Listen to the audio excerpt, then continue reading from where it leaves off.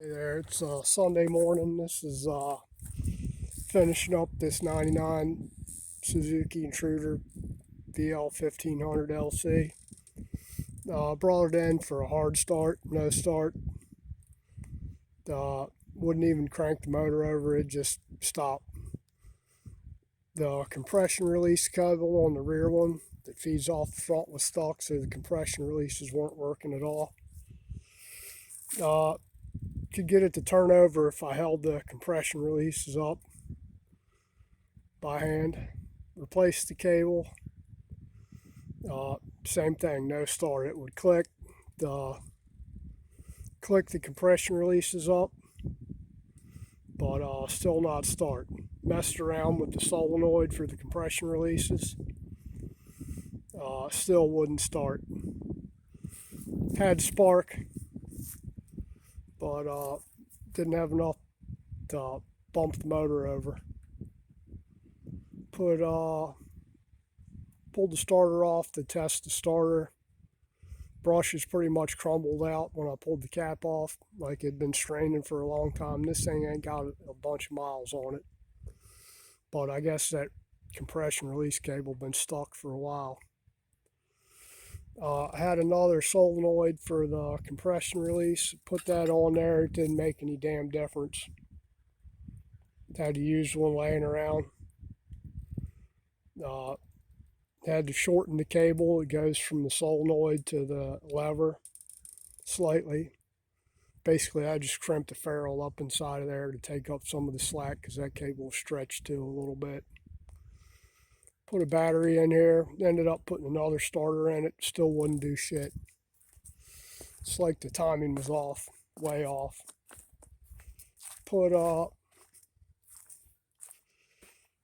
Couldn't find a good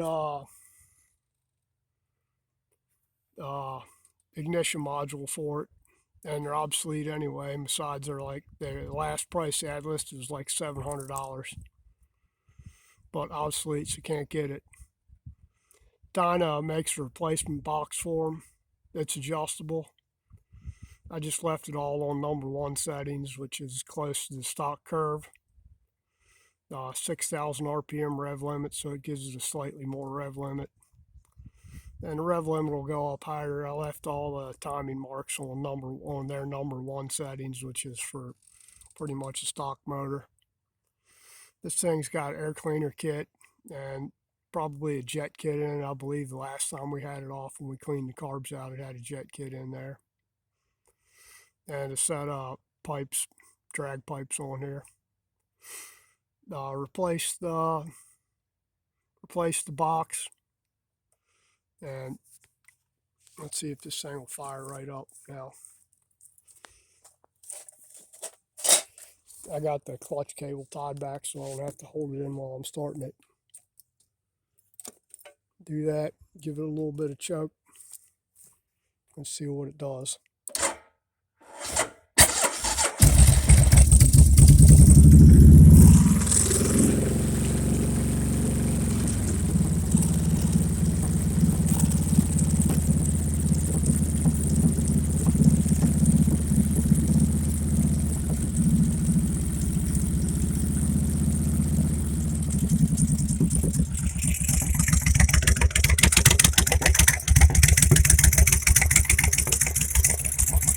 That should be pretty good right there. It's a little slow starting over. It's been cold out. And tried to start it, and the battery was a little bit weak after sitting out here in the cold for the past couple of weeks. But fired right up. Now we just got to put the covers back on the air cleaner. And had to replace the front stud on the exhaust because that thing snapped off. Got a stud on there, and then the gasket was screwed up, so I had to take the gasket back out, and I didn't have a gasket, so I made one out of some graphite exhaust gasket material off of something else I had. It's working. It's a lot quieter than it was.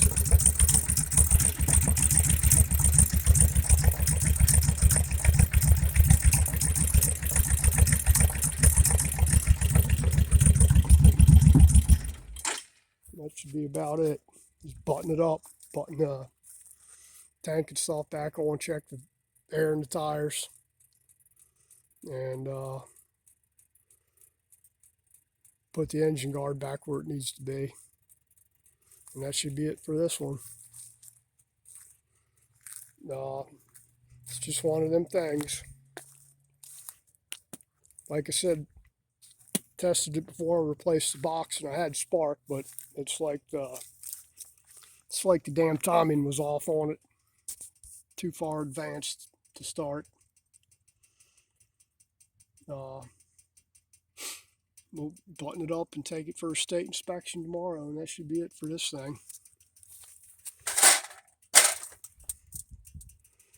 That's a Dyna 3000. They're basically about more than half the price of the stock module for a better one. I think it comes with a 2-year guarantee on the box, which is way better than anything you're going to get from the factory. They ain't going to guarantee their damn ignition boxes for more than usually 30 or 90 days. And then you have to go through the rigmarole of proving that the box is bad. They're pretty bad about that. But starts, runs, pop some air in the tires, and takes a ride here in a little bit. See how it does. I've already changed the oil in this thing. He ain't got no miles on it since I changed the oil in it. Really. This cable right here, the one that goes to the starter, was laying up against the oil cooler, and it rubbed a hole in the back of it. So I just slid some new conduit on there and heat shrink over top of where it was bad at. Rerouted it so it's not up against the oil cooler. Put it out here. I put a wire tie on there to keep it from flopping in there, because it was all the way in there like that, rubbing up against the fins. And I guess that thing vibrates enough it'll eat right through that damn condensation. Fins are pretty sharp on an oil cooler, so try not to run any hoses or wiring up against the oil cooler if you can. It's just a bad place for it, really. That's the stock oil cooler. That's where they had it routed at, or somebody did. I don't know if they did it or who. You have to wonder about factory setup sometimes, that they do stuff in a weird way. My wife's Acadia, which is a GMC Acadia.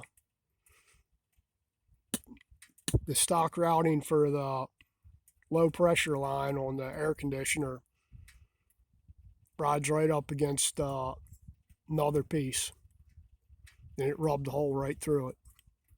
I mean, completely through it. Just vibration. It rubbed up against the power steering hose where the steel ferrule is. So if you see stuff like that, just kind of go over it and fix it. This thing, the wiring, somebody been in here and the wiring on this thing, and that probably had something to do with the condition of the box there. It probably rubbed up against something, shorted out, and did whatever it did to the timing on it, because it sure wasn't right. All right, that's it for this one. One and done. Needs to pick up both of these bikes now. All right, thank you. If you like my content, subscribe, like, share, comment, all that jazz. Hit that notification bell. If you have any questions about something, because I'm going over these videos pretty quick. I'm not video king here. I just do what I do. It takes more time to do the damn videos than it does to actually do the work. But that's really neither here nor there. If you have any questions, just ask in the comments. If I know the answer, I'll try to tell you what it is or explain it, whatever. All right, thank you. Have a good day. Bye-bye.